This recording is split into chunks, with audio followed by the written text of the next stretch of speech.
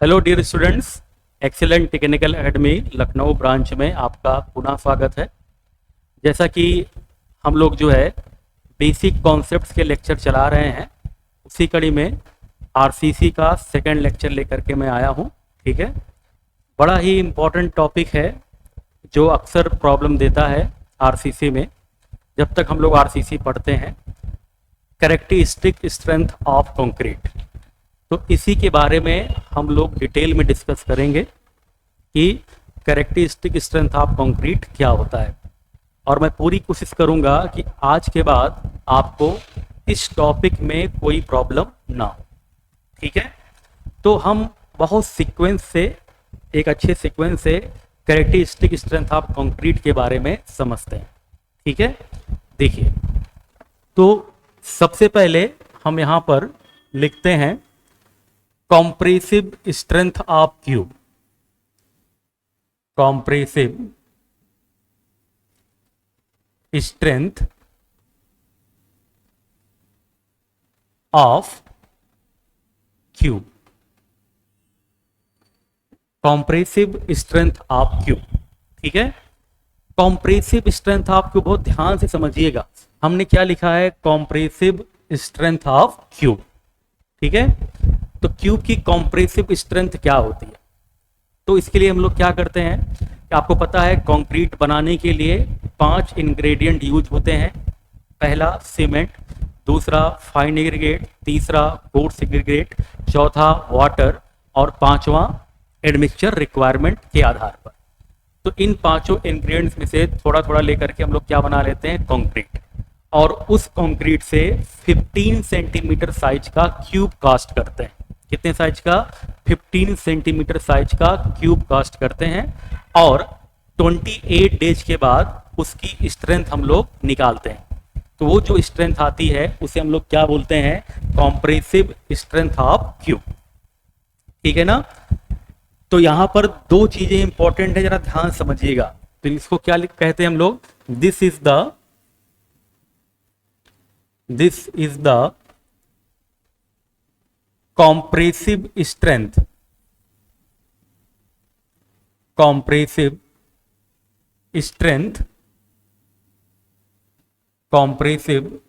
strength of cube size 15 centimeter into 15 centimeter into 15 centimeter subjected to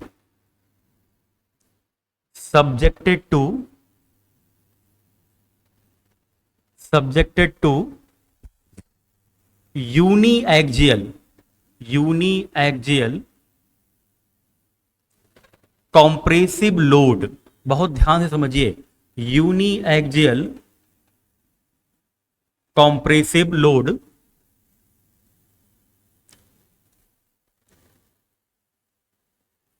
after 28 days from the day of casting। ठीक है, तो इसको मैं पढ़ देता हूं। This is the compressive strength of cube size 15 centimetre into 15 centimetre into 15 centimetre subjected to uniaxial compression. ये बड़ा इंपॉर्टेंट है। जब आप कॉम्प्रेशन टेस्टिंग मशीन में ले जाते हो क्यूब को, तो जो लोड लगता है वो कैसा होता है? यूनिएक्सियल। बाईएक्सियल या ट्राईएक्सियल नहीं होता है। तो लोड कैसा लगाते हैं हम लोग? यूनिएक्सियल कॉम्प्रेसिव लोड लगाते हैं। और कितने दिन की स्ट्रेंथ निकालते हैं? 28 डेज की। ठीक है, तो इस डिफिनीशन को जनरली हम लोग ऐसे पढ़ लेते हैं। ठीक है, लेकिन इसका मीनिंग नहीं पता होता है। तो इस डिफिनीशन में बेटा 3 चीजें बहुत इंपॉर्टेंट है। 3 पॉइंट को ध्यान में रखना है, तभी आगे की चीजें अभी समझ में आएंगी। तो इस डिफिनीशन में तीनों कौन से इंपॉर्टेंट पॉइंट हैं? तो पहला पॉइंट ये है कि जो हम लोग कंक्रीट बना रहे हैं उसका शेप कैसा है? क्यूब है। ठीक है, तो कंक्रीट का जो साइज है उसका शेप कैसा है? क्यूब है।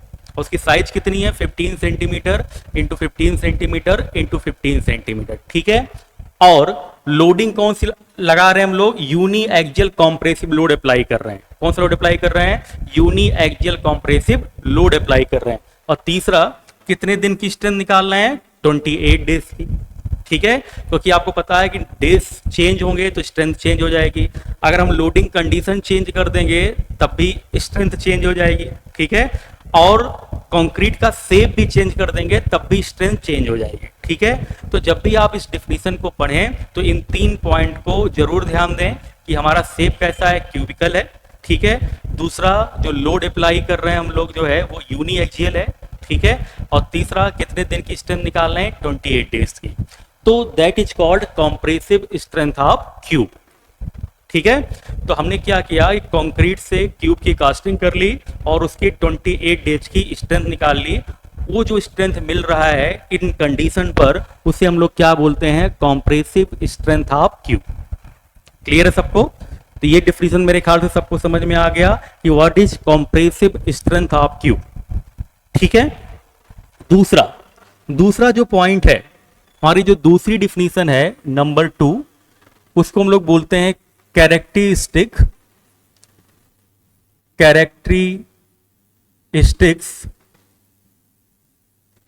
कॉम्प्रेसिव स्ट्रेंथ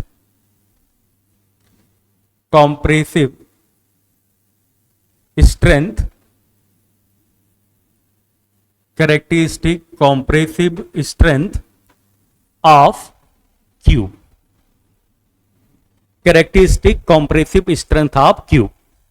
इसके पहले क्या था, कॉम्प्रेसिव स्ट्रेंथ ऑफ क्यूब। दूसरा आपका क्या आ गया, characteristic compressive strength of cube. एक नया वर्ड सामने आ गया, कैरेक्टरिस्टिक, ठीक है। तो इस डिफिनीशन को समझने से पहले या इसकी मीनिंग समझने से पहले मैं इसका पहले डिफिनीशन लिख देता हूं कि डिफिनीशन में जनरली हम लोग पढ़ते क्या है या कौन सा डिफिनीशन बुक्स में जनरली गिवन होता है। तो यहां पर क्या होगा, this is the strength, this is the strength below which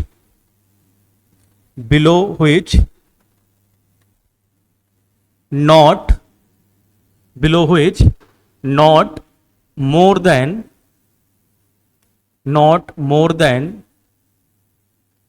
5% test result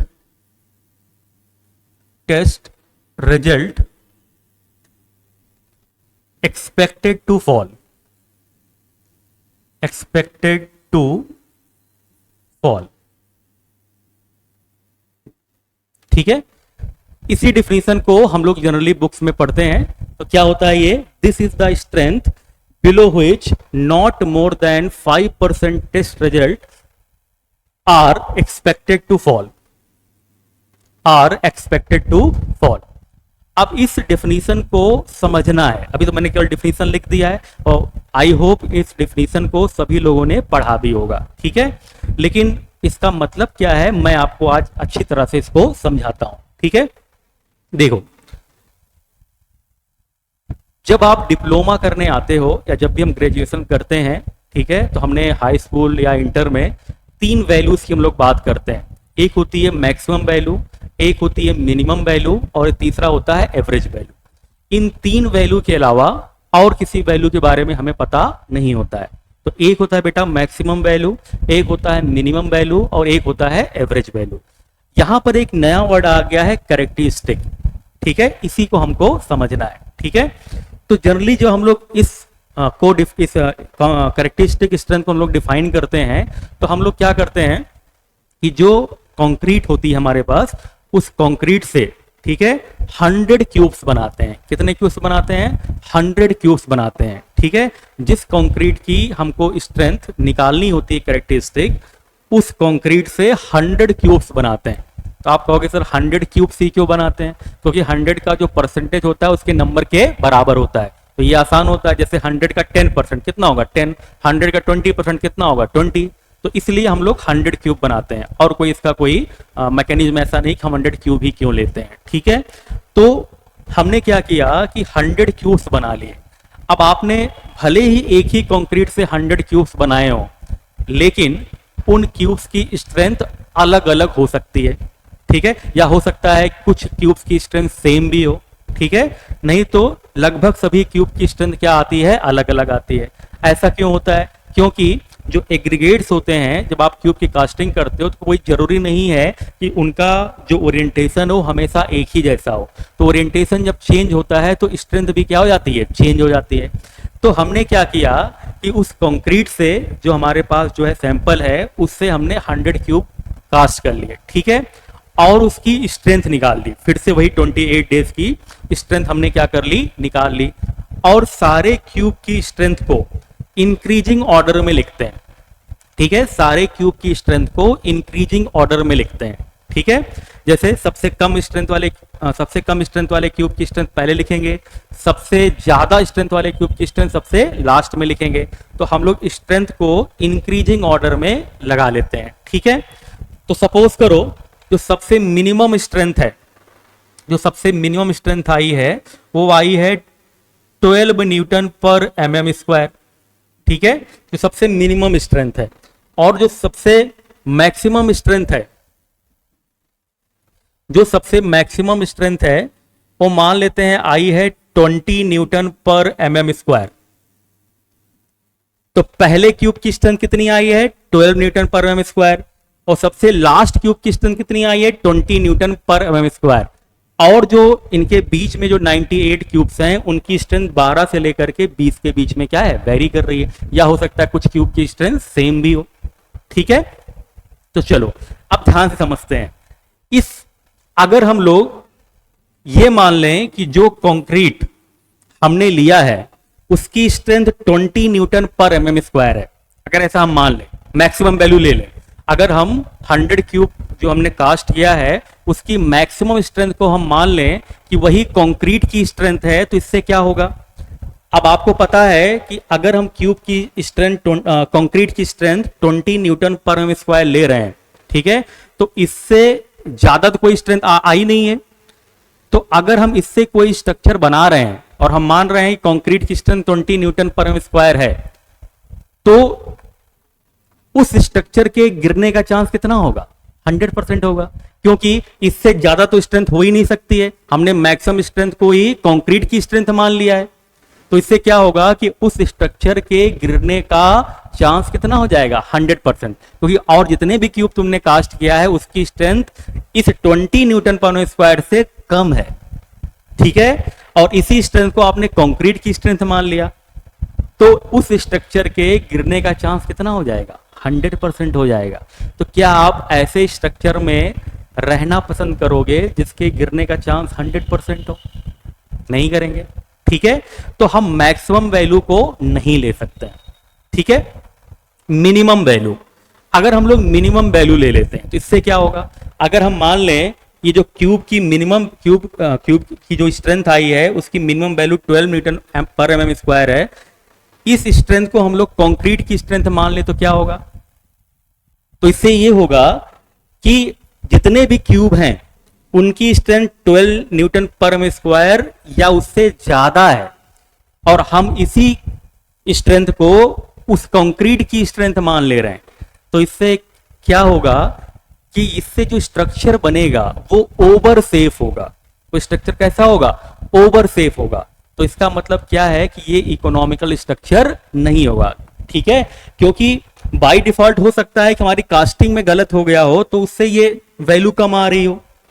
तो कंक्रीट की स्ट्रेंथ तो इससे ज्यादा ही है और आप सबसे कम वैल्यू वाले को कंक्रीट की स्ट्रेंथ मान ले रहे हो, तो स्ट्रक्चर गिरेगा तो नहीं, लेकिन वो जो है इकोनॉमिकल नहीं होगा।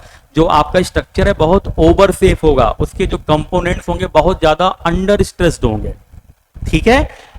तो इसका मतलब क्या है कि हम लोग मिनिमम वैल्यू भी नहीं ले सकते हैं, ठीक है, मैक्सिमम वैल्यू नहीं ले सकते हैं, कोई स्ट्रक्चर के गिरने का चांस 100% है। आपके जो कंपोनेंट्स होंगे स्ट्रक्चर के वो बहुत ओवर स्ट्रेस्ड होंगे, ठीक है। मिनिमम वैल्यू क्यों नहीं ले सकते हैं, क्योंकि इससे स्ट्रक्चर जो है ओवर सेफ हो जाएगा, स्ट्रक्चर गिरेगा तो नहीं, लेकिन ये इकोनॉमिकल नहीं होगा।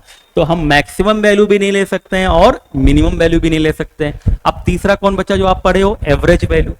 अगर हम लोग एवरेज वैल्यू ले लें तो क्या होगा, अगर हमने 100 क्यूब की स्ट्रेंथ का एवरेज वैल्यू लिया तो सिंपल सी बात है 50 क्यूब की स्ट्रेंथ उस स्ट्रेंथ से कम होगा एवरेज वैल्यू से, और 50 क्यूब की स्ट्रेंथ उस एवरेज वैल्यू से ज्यादा होगा।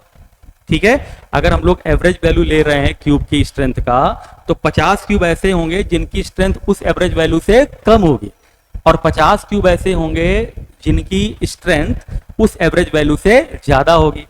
चलो अब हम उस एवरेज वैल्यू को कंक्रीट की स्ट्रेंथ मान लेते हैं, तो इससे क्या होगा, अब उस कंक्रीट से अगर हम कोई स्ट्रक्चर बनाते हैं तो उस स्ट्रक्चर के गिरने का चांस कितना है बताइए। उस स्ट्रक्चर के गिरने का चांस है 50%, और ना गिरने का भी चांस कितना है 50%, क्योंकि 50 क्यूब ऐसे हैं जिनकी स्ट्रेंथ एवरेज स्ट्रेंथ से कम है, और 50 क्यूब ऐसे हैं जिनकी स्ट्रेंथ एवरेज स्ट्रेंथ से ज्यादा है। तो इसका मतलब क्या हुआ कि अगर हम इस एवरेज वैल्यू को कंक्रीट की स्ट्रेंथ मान लेंगे तो उससे अगर कोई स्ट्रक्चर बनाते हैं तो उसका गिरने का चांस कितना है 50%। तो क्या आप ऐसे स्ट्रक्चर में रहना पसंद करोगे जिसका गिरने का चांस 50% हो? नहीं करेंगे। तो इसका मतलब हम एवरेज वैल्यू भी नहीं ले सकते। ठीक है, तो ना हम मैक्सिमम वैल्यू ले सकते हैं, ना मिनिमम वैल्यू ले सकते हैं, और ना ही एवरेज वैल्यू ले सकते हैं। तो एक चौथा वर्ड कंक्रीट में इंट्रोड्यूस किया गया, कौन सा, कैरेक्टरिस्टिक कॉम्प्रेसिव स्ट्रेंथ। क्या वर्ड यूज किया गया, कैरेक्टरिस्टिक कॉम्प्रेसिव स्ट्रेंथ। इसकी डिफिनेशन क्या लिखी है, this is the strength below which not more than 5% test result are expected to fall. मतलब केवल 5% मैक्सिमम क्यूब ऐसे हो सकते हैं जिनकी स्ट्रेंथ इस स्ट्रेंथ से कम हो, है ना, मैक्सिमम 5%, इससे ज्यादा नहीं। तो ऐसी स्ट्रेंथ को हम लोग कैरेक्टरिस्टिक स्ट्रेंथ बोलते हैं। ऐसी स्ट्रेंथ को हम लोग क्या बोलते हैं, कैरेक्टरिस्टिक स्ट्रेंथ। ठीक है, तो इसका मतलब क्या हुआ, अब देखो अगर हम इस स्ट्रेंथ को, इस कैरेक्टरिस्टिक स्ट्रेंथ को कंक्रीट की स्ट्रेंथ बोलें तो इससे क्या होगा कि हमारे स्ट्रक्चर का सेफ होने का चांस कितना है 95%, क्योंकि जितनी भी आपने क्यूब हैं उनकी जो स्ट्रेंथ है इस कैरेक्टरिस्टिक स्ट्रेंथ से ज्यादा है। ठीक है, केवल मैक्सिमम कितना अलाउड है, 5% क्यूब ऐसे हो सकते हैं जिनकी स्ट्रेंथ इस स्ट्रेंथ से क्या हो सकती है, कम हो सकती है। तो अगर हम ऐसी कंक्रीट से कोई स्ट्रक्चर बनाएं और उसकी स्ट्रेंथ को हमने कैरेक्टरिस्टिक स्ट्रेंथ के बराबर बता दिया, तो इससे क्या होगा कि उस स्ट्रक्चर के पास होने का चांस कितना है 95%, तो मोर देन सफिशियंट है। और फेल होने का चांस कितना है, केवल 5%। वो भी प्रैक्टिकली जब हम लोग क्यूब बनाते हैं तो 5% क्यूब की कास्टिंग में थोड़ा बहुत प्रॉब्लम हो जाती है, तो उससे उनकी स्ट्रेंथ कम आती है, बल्कि उनकी स्ट्रेंथ ज्यादा ही होती है। केवल जब हम लोग कास्टिंग करते हैं तो हो सकता है कास्टिंग में किसी प्रॉब्लम की वजह से वो स्ट्रेंथ कम आई हो, नहीं तो स्ट्रेंथ जो है हमेशा ज्यादा ही रहती है। तो मतलब स्ट्रक्चर के पास होने का चांस कितना होता है, मतलब वो कोलैप्स ना करे, 100% ही होता है। ठीक है, तो ऐसी स्ट्रेंथ को हम लोग क्या बोलते हैं, कैरेक्टरिस्टिक स्ट्रेंथ। ठीक है, आई होप आपको समझ में आ रहा होगा।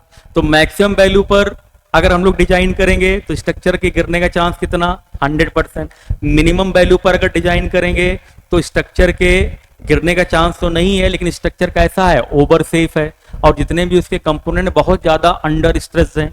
ठीक है, एवरेज वैल्यू पर अगर हम लोग स्ट्रक्चर बना देंगे तो क्या होगा, एवरेज वैल्यू को कंक्रीट का स्ट्रेंथ मान करके अगर स्ट्रक्चर डिजाइन कर देंगे तो उससे क्या होगा कि स्ट्रक्चर के गिरने का चांस कितना होगा, 50%। तो इसीलिए एक नया वर्ड इसमें यूज किया जाता है, कैरेक्टरिस्टिक कॉम्प्रेसिव स्ट्रेंथ।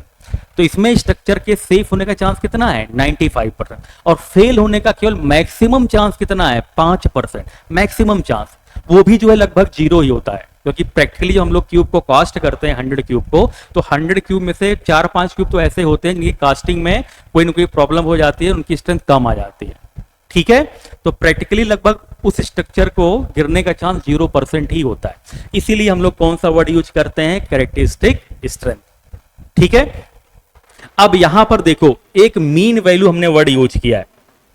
ठीक है, मीन वैल्यू, ध्यान समझिएगा, हमने यहां पर एक वर्ड यूज किया है मीन वैल्यू। ठीक है। अब आपने 100 क्यूब की स्ट्रेंथ को इंक्रीजिंग ऑर्डर में लगा दिया, ठीक है। और कैरेक्टरिस्टिक स्ट्रेंथ और मीन स्ट्रेंथ क्या होगी आपको मैंने बता दिया। जरा आप सोच के देखिए कि कैरेक्टरिस्टिक स्ट्रेंथ ज्यादा है कि मीन स्ट्रेंथ ज्यादा है।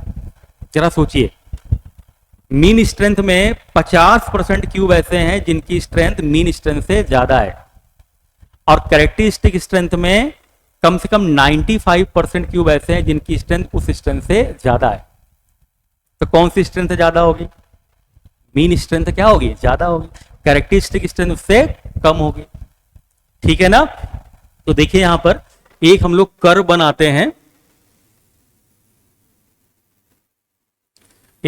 बनाते हैं, जिसमें y एक्सिस पर क्या है? नंबर ऑफ क्यूब्स,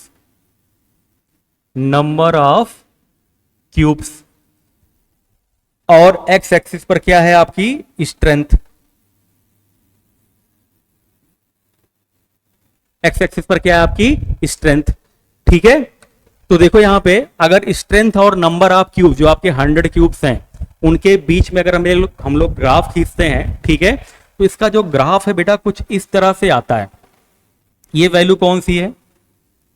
ये वैल्यू है आपकी मीन वैल्यू।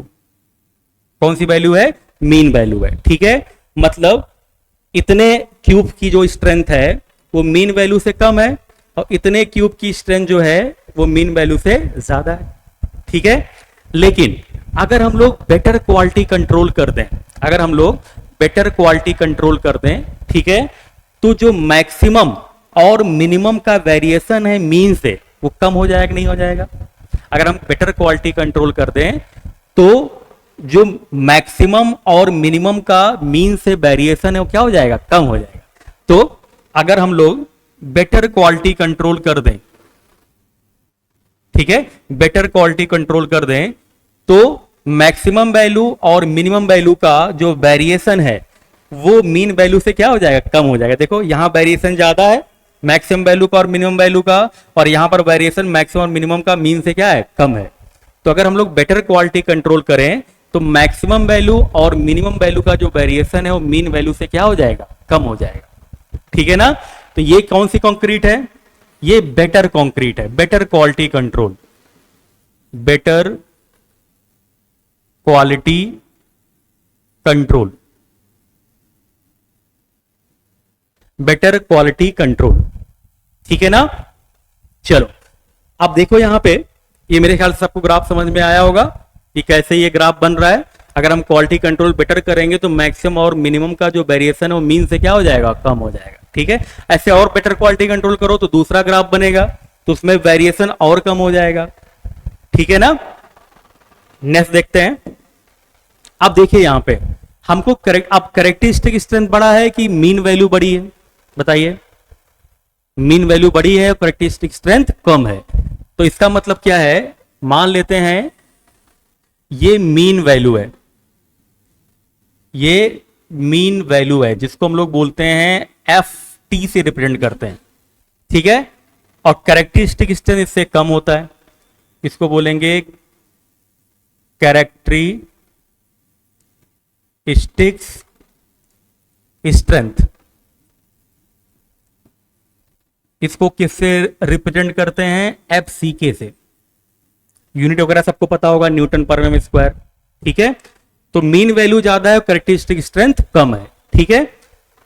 अगर हमको कैरेक्टरिस्टिक स्ट्रेंथ चाहिए, और कैरेक्टरिस्टिक स्ट्रेंथ का मतलब क्या है कि मैक्सिमम 5% क्यूब की स्ट्रेंथ ही इस स्ट्रेंथ से कम हो सकती है, ठीक है।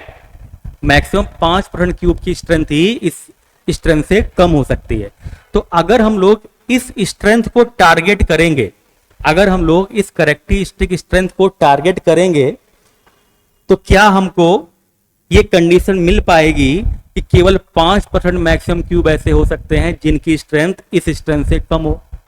नहीं, क्योंकि ये एक नेचुरल फिनोमिना है। जैसे देखो यहां पे मान लो ये कोई लाइन है, इस लाइन पर हम आपको बॉल हिट करने के लिए बोले, हम बोलेंगे आपको 100 बार ये बॉल हिट करिए इस लाइन पर, तो क्या आप 100 बार इस लाइन पर बॉल को हिट कर पाओगे?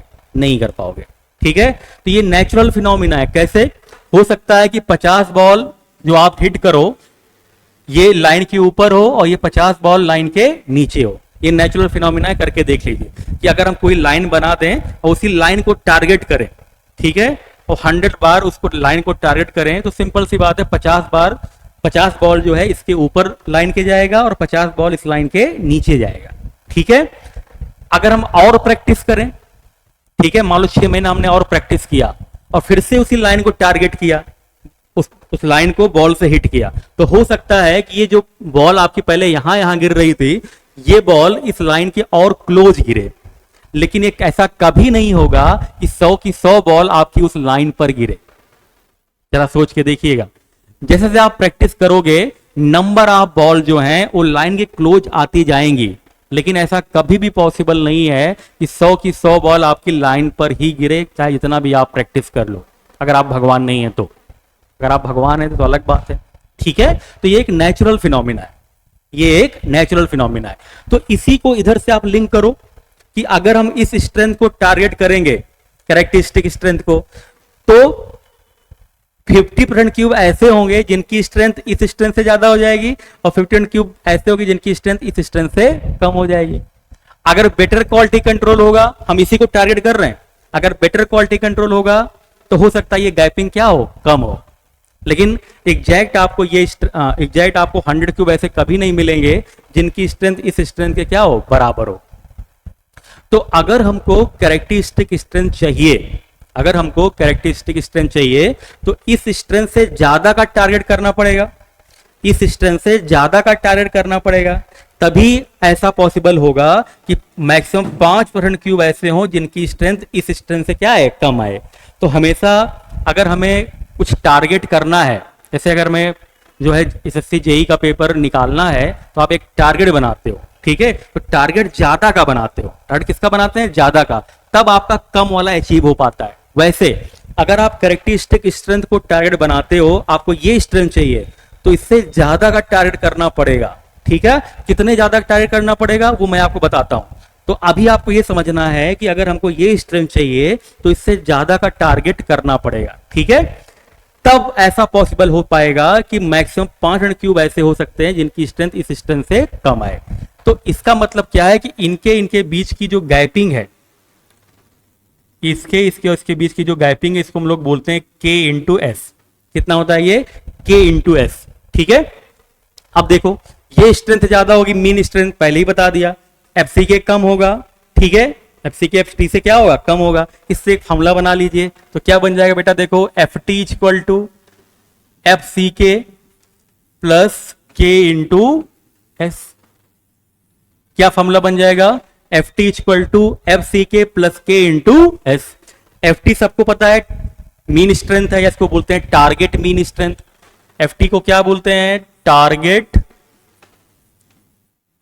Mean strength, target mean strength. ठीक है, FCK सबको पता है क्या है, कैरेक्टरिस्टिक स्ट्रेंथ है।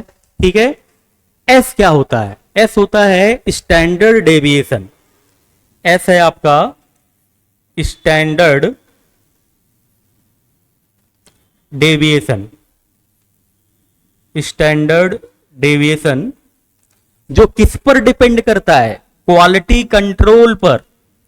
जो किस पर डिपेंड करता है, क्वालिटी कंट्रोल पर। आ रही बात समझ में, ये एस किस पर डिपेंड करता है, क्वालिटी कंट्रोल पर। जैसे भाई आपने अभी मैंने आपको बताया था पिछले कुछ मिनट पहले, ठीक है, कि अगर क्वालिटी कंट्रोल बेटर करोगे, अगर आप क्वालिटी कंट्रोल बेटर करोगे, ठीक है, या प्रैक्टिस बार बार करोगे तो आप उस लाइन क्लोज आते जाओगे, नहीं आते जाओगे। अगर क्वालिटी कंट्रोल बेटर है आपका तो ये गैपिंग कम होती जाएगी, नहीं होती जाएगी। ठीक है, तो सिंपल से बात है, अगर क्वालिटी कंट्रोल ज्यादा अच्छा होगा तो ये जो गैपिंग है वो क्या हो जाएगी, कम हो जाएगी। तो एस किस पर डिपेंड करता है, क्वालिटी कंट्रोल पर। ठीक है, और नेक्स्ट है आपका के। के क्या है, K is a constant, K is a constant which depends upon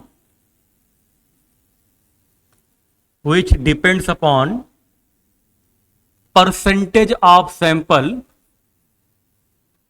या percentage of cube below characteristic strength, short में लिख देता हूं इसको एफसी के, बिलो एफसी के।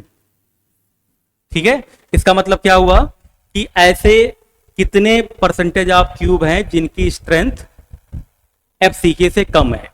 इस वैल्यू पर के की वैल्यू क्या करती है, डिपेंड करती है। ठीक है, तो इस पर कई बार क्वेश्चंस आए हैं, उनकी वैल्यू पूछी गई है। तो अगर आपको ये चीज समझ में आ गई हो, अगर आपको ये चीज समझ में आ गई हो तो हम यहां पर एक चीज लिखते हैं। ठीक है, यहां पे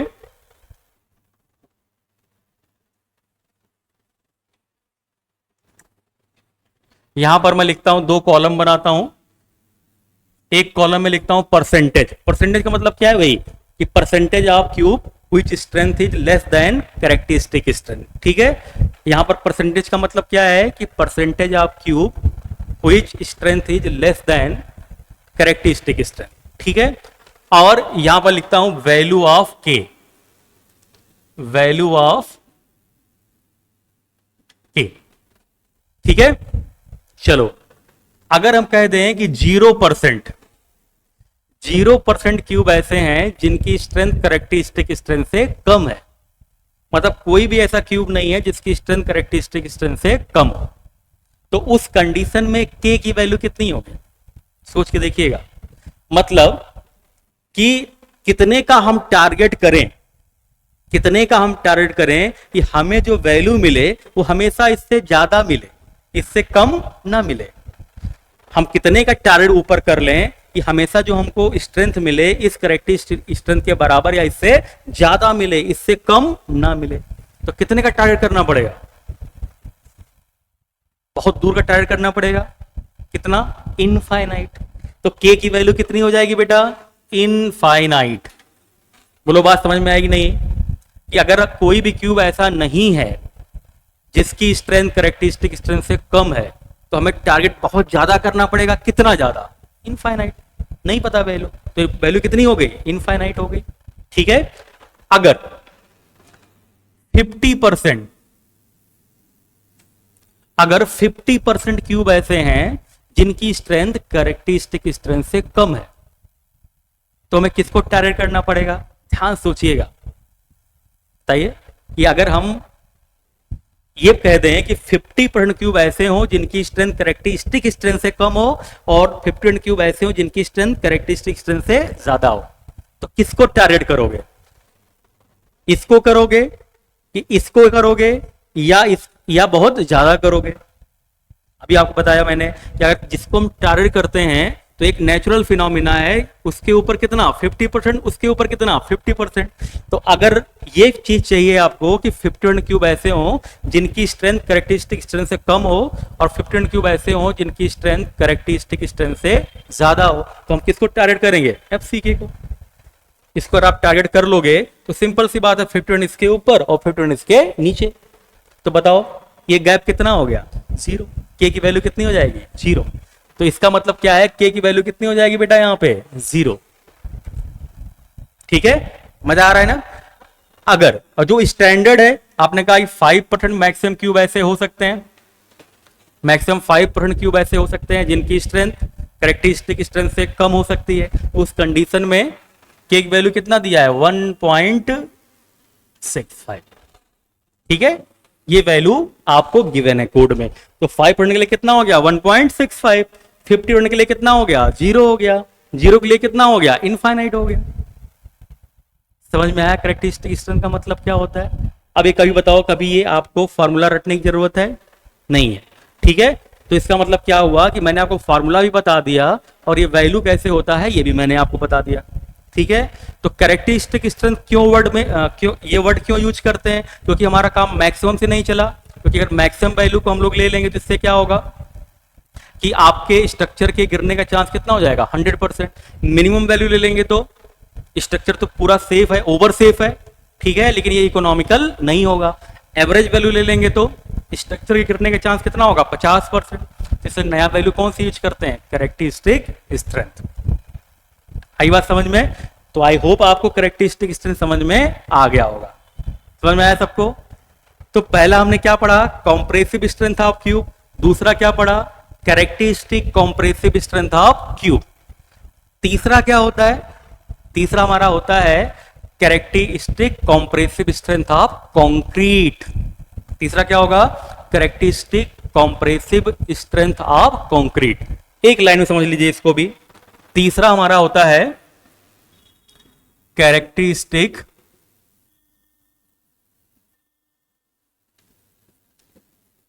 कॉम्प्रेसिव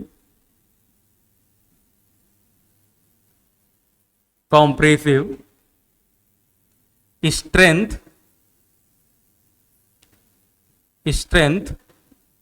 ऑफ कंक्रीट।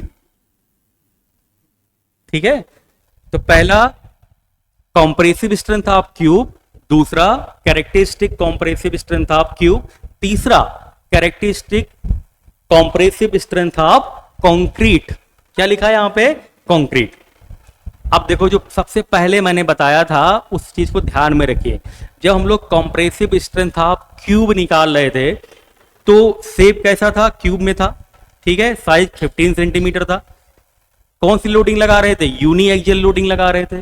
ठीक है, और तीसरा कितने दिन तक क्योरिंग कर रहे थे? 28 डेज की स्ट्रेंथ निकाल रहे थे आप। ठीक है, तो क्या बताओ बेटा, जब हम लोग कंक्रीट का स्ट्रक्चर में यूज करते हैं तो क्या क्यूब रहता है? वो तो बीम होता है, स्लैब होता है, कॉलम होता है, मतलब शेप चेंज हो जाएगा। ध्यान सुनिएगा, शेप क्या हो जाएगा? चेंज हो जाएगा।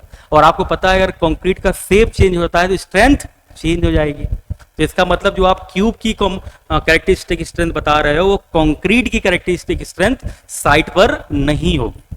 ठीक है, दूसरा आपने लोडिंग कौन सी लगाई थी? यूनी एक्सियल लोडिंग लगाई थी। तो क्या स्ट्रक्चर पर केवल यूनी एक्सियल लोडिंग लगती है? वो तो बाई एक्सियल, ट्राई एक्सियल भी हो सकती है। शियर भी हो रहा होगा, स्ट्रेस भी लग रहा होगा, ट्विस्टिंग भी हो रहा होगा, मूवमेंट भी लग रहा होगा। आ रही बात समझ में? तो यहां पर यूनी एक्सियल लोडिंग स्ट्रक्चर में नहीं होगी। तो क्या डिफरेंस आ गया?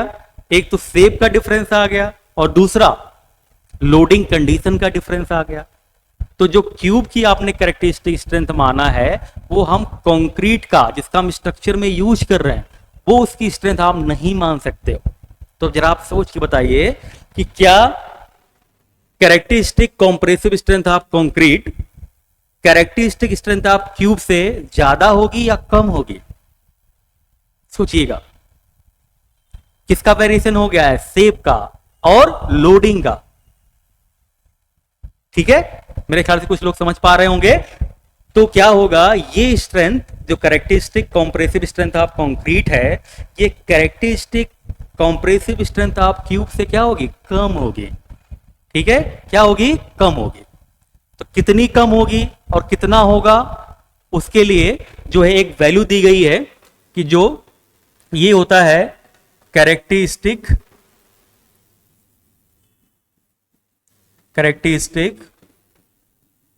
Compressive strength of cube divided by 1.5। एक फैक्टर से हम डिवाइड कर देते हैं, किससे? 1.5 से। अब जो स्ट्रेंथ मिलती है उसे हम लोग बोलते हैं characteristic compressive strength of concrete. याद रखना है बेटा, ये जो 1.5 ये फैक्टर है, ये पार्शियल फैक्टर ऑफ सेफ्टी नहीं जो आप लिमिट स्टेट में पढ़ते हो। 1.5 is a factor, not partial factor of safety, not partial factor of safety। ठीक है, और ये फैक्टर क्यों इंट्रोड्यूस किया गया है? Because of variation in shape and variation in loading. तो ये याद रखना है बेटा कि 1.5 ये पार्शियल फैक्टर ऑफ सेफ्टी नहीं है, ये केवल फैक्टर है जो किस पर डिपेंड करता है? वेरिएशन इन लोडिंग और वेरिएशन इन शेप। ठीक है, तो यहां से जो स्ट्रेंथ निकल के आएगी उसे हम लोग बोलेंगे characteristic compressive strength of concrete. अब एक डाउट आपको आ रहा होगा कि सर जैसे M20 लिखते हैं, जैसे M20 लिखते हैं, ठीक है, तो यहाँ पर 20 जो होता है ये कैरेक्टरिस्टिक स्ट्रेंथ ऑफ कंक्रीट होता है। ये सर आप बता रहे हो तो इसको तो 1.5 से डिवाइड करके लिखते हैं। ठीक है, तो साधारण बोलचाल की भाषा में हम लोग ये जो 20 न्यूटन पर एमएम स्क्वायर की जो स्ट्रेंथ है इसी को कंक्रीट की स्ट्रेंथ मान लेते हैं। लेकिन जब प्रैक्टिकली हम लोग इसकी बात करेंगे तो due to variation in shape and variation in loading condition हम 1.5 से डिवाइड ही करते हैं, वो कंक्रीट की स्ट्रेंथ आती है। लेकिन अगर आपसे कोई पूछे कि M20 में 20 क्या है तो साधारणतः हम लोग बताएंगे कि ये जो 20 न्यूटन पर एमएम स्क्वायर है कंक्रीट की कैरेक्टरिस्टिक स्ट्रेंथ है। लेकिन प्रैक्टिकली क्या होगा, इसको हम 1.5 से डिवाइड करके तब कंक्रीट की स्ट्रेंथ को हम लोग कंसीडर करते हैं। ठीक है, तो दोनों बातें क्लियर है कि हम बताने के लिए तो बताते हैं कंक्रीट की कैरेक्टरिस्टिक स्ट्रेंथ है। ठीक है, आपसे अगर कोई पूछे तो आप बताएंगे भी यही, ये M20 में 20 कंक्रीट की कैरेक्टरिस्टिक स्ट्रेंथ है। बट प्रैक्टिकली क्या होता है, जो कंक्रीट की स्ट्रेंथ आती है वो क्यूब की स्ट्रेंथ से कम आती है। और क्यों आती है मैंने आपको बहुत डिटेल में इसको बता दिया। क्लियर है सबको? ठीक है, तो आई होप आपको ये कैरेक्टरिस्टिक स्ट्रेंथ का जो कॉन्सेप्ट है वो आपको समझ में आया होगा। कैरेक्टरिस्टिक स्ट्रेंथ का जो कॉन्सेप्ट है वो आपको समझ में आया होगा। ठीक है, अब इसी पर एक छोटा सा क्वेश्चन कर लेते हैं। अगर आपको कैरेक्टरिस्टिक स्ट्रेंथ समझ में आ गया है, इसी पर एक छोटा सा क्वेश्चन कर लेते हैं तो आपको और डिटेल में इसे समझ में आ जाएगा। ठीक है, देखो 100 क्यूब तुमने कास्ट किया और सभी क्यूब की स्ट्रेंथ को आपने इंक्रीजिंग ऑर्डर में लगा दिया और स्ट्रेंथ कितनी है 20, 21.2, 21.5, 21 या 22, 24, 24.5 एंड सो ऑन। ऐसे कितने क्यूब है तुम्हारे पास? 100 क्यूब्स हैं। सबकी स्ट्रेंथ को आपने इंक्रीजिंग ऑर्डर में लगा दिया। तो आपसे पूछा गया बताइए इस कंक्रीट की कैरेक्टरिस्टिक स्ट्रेंथ क्या होगी? What is the value of FCK? What is the value of FCK? बताइए जरा सोच के कि FCK की वैल्यू क्या होगी। डिफरेंशियल पे जाते हैं कि मैक्सिमम 5% क्यूब ऐसे हो सकते हैं मैक्सिमम जिनकी स्ट्रेंथ कैरेक्टरिस्टिक स्ट्रेंथ से कम हो सकती है। तो मैक्सिमम 5% मतलब 1, 2, 3, 4, 5। तो स्ट्रेंथ कितनी होनी चाहिए? 24.5। तो FCK की वैल्यू कितनी होनी चाहिए? 24.5 न्यूटन पर एम स्क्वायर। समझ में आ रहा है? बताइए समझ में आ रहा है? आ रहा होगा। बट बेटा 24.5 करेक्ट आंसर नहीं है, क्योंकि जो कंक्रीट की ग्रेड है, क्या कभी आपने कोई पढ़ा है कंक्रीट की ग्रेड 24.5 होती है? वो M5 होता है, M10 होता है, M15 होता है, 5 के मल्टीपल में होता है। किसके मल्टीपल में होता है? 5 के। ठीक है, तो इसका मतलब क्या है, ये 24.5 करेक्ट आंसर नहीं है। तब अब देखो इसके ऊपर तुम जा नहीं सकते हैं, इसके ऊपर जाओगे तो नंबर ऑफ परसेंटेज 5% से ज्यादा हो जाएगा, जो अलाउड नहीं है। तो अगर हम 20 ले लें, FCK की वैल्यू कितनी है? 20। तो अगर FCK की वैल्यू 20 ले लें तो ये 5 के मल्टीपल में भी है और ये 5 के मल्टीपल में भी है। और कितने परसेंट क्यूब ऐसे हैं जिनकी स्ट्रेंथ इस स्ट्रेंथ से कम है? 0%। तो कोई दिक्कत नहीं है, मैक्सिमम 5% हो सकते हैं ना, लेकिन मिनिमम 0 भी तो हो सकता है, ये तो और अच्छी बात है। तो यहां पर कंक्रीट की जो कैरेक्टरिस्टिक स्ट्रेंथ वही कितनी हो जाएगी? 20 न्यूटन पर mm स्क्वायर। क्लियर है सबको? तो आपको ये कॉन्सेप्ट कैरेक्टरिस्टिक स्ट्रेंथ का कैसा लगा? आप लाइक, कमेंट और शेयर करके जरूर बताइएगा। ठीक है, मैंने कोशिश की है कि आपको जो है कैरेक्टरिस्टिक स्ट्रेंथ के बारे में अच्छे से बता पाऊं। Thank you so much.